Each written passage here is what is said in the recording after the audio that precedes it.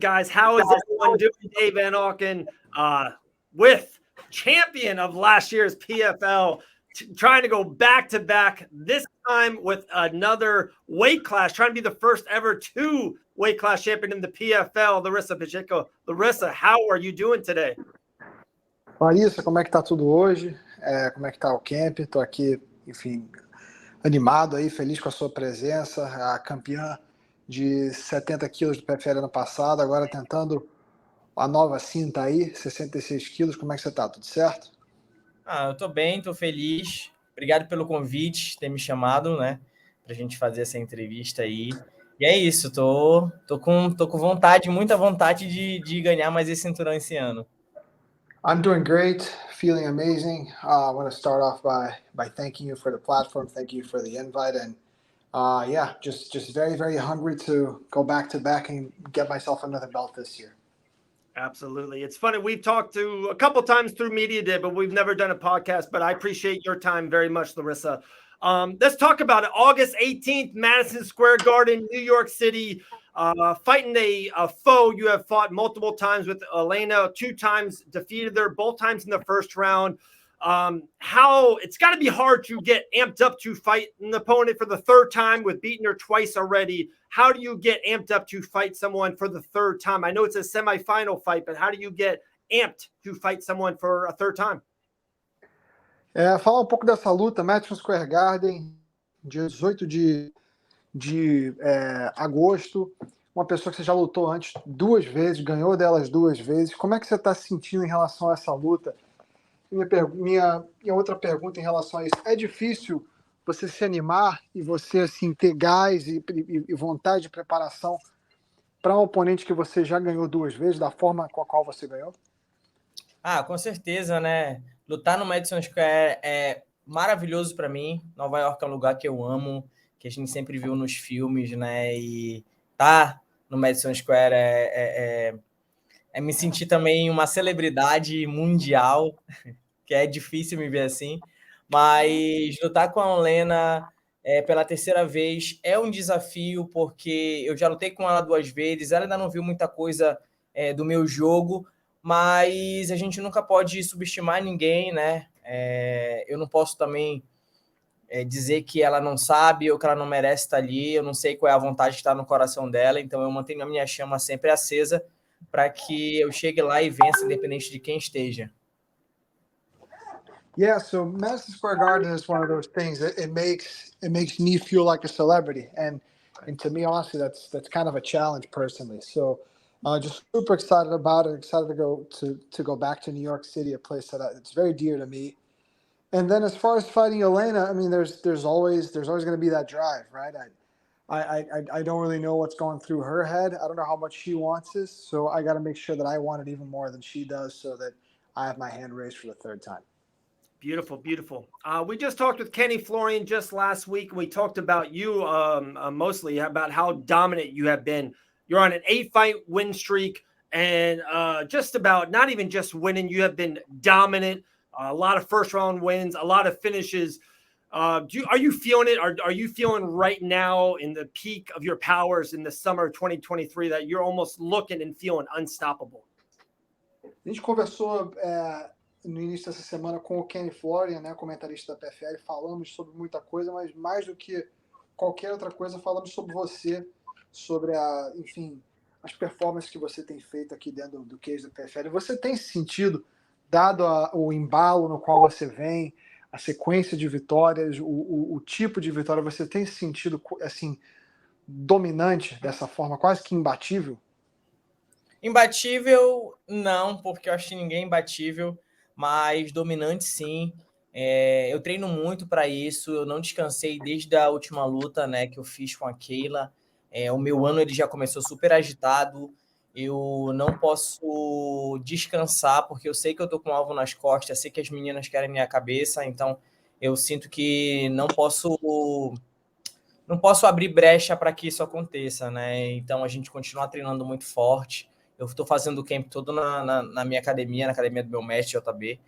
Mas, assim, a gente está sempre trabalhando muito duro para chegar lá e dominar a luta toda, acabar o mais rápido possível, porque eu acho que ser dominante desse jeito também é dar show, né? Eu não quero uma luta muito prolongada, mas se acontecer, não tem problema, como foi na primeira luta.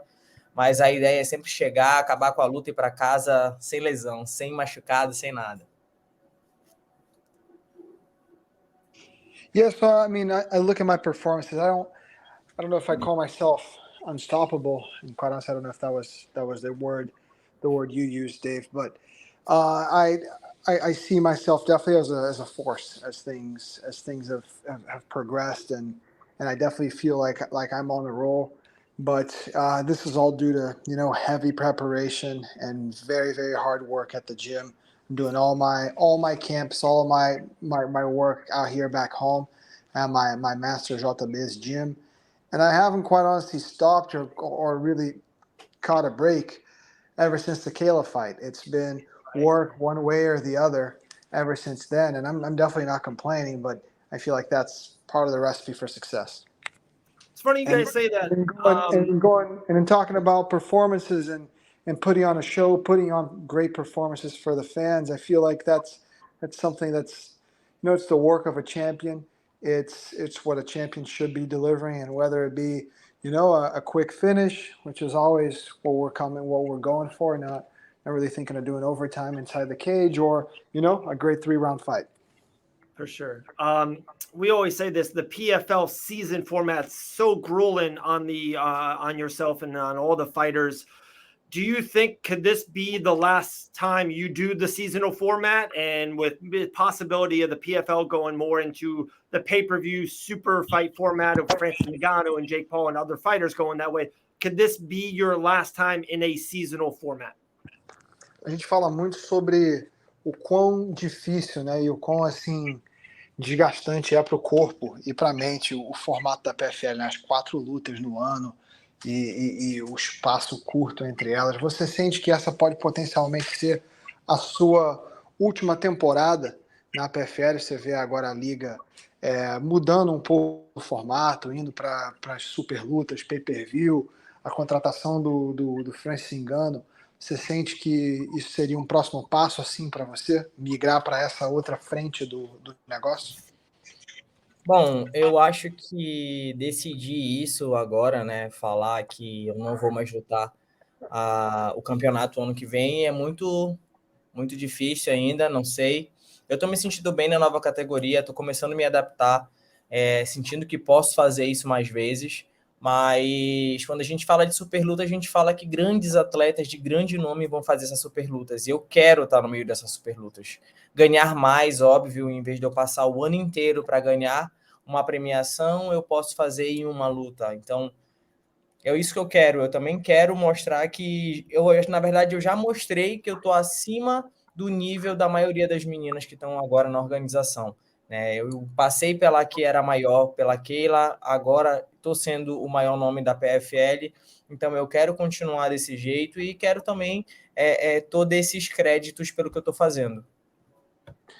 Well, I feel like it would be it'd be a little premature for me to come out and say at this point in the middle of the season that I'll be taking other routes next year.